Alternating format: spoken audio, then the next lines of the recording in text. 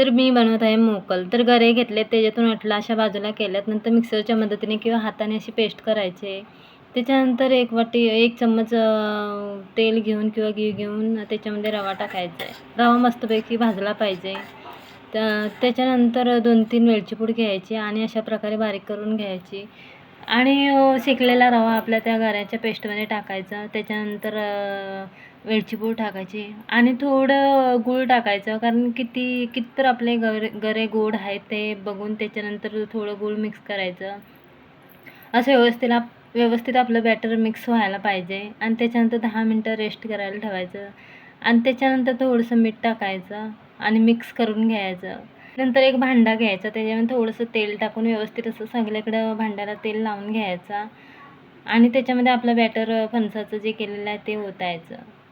त्याच्यानंतर असं व्यवस्थित सारखं करून घ्यायचं. नंतर रिकामी एक कुकर घ्यायचा आणि त्याच्यामध्ये आपलं बॅटर ठेवायचं. नंतर ढाकण लावून धीमी आचवरती अर्धा तास ठेवायचं. शिट्टी काढून घ्यायची आणि अर्ध्या तासाच्या नंतर थंड होऊन त्याला बाहेर काढायचे आणि अशा प्रकारे आपली मोकल तयार होते. आणि सुरीच्या मदतीने ते कट करून घ्यायचं आणि नंतर आमच्याकडे मोकल बोलतात, तुमच्याकडे काय बोलतात नक्की सांगा.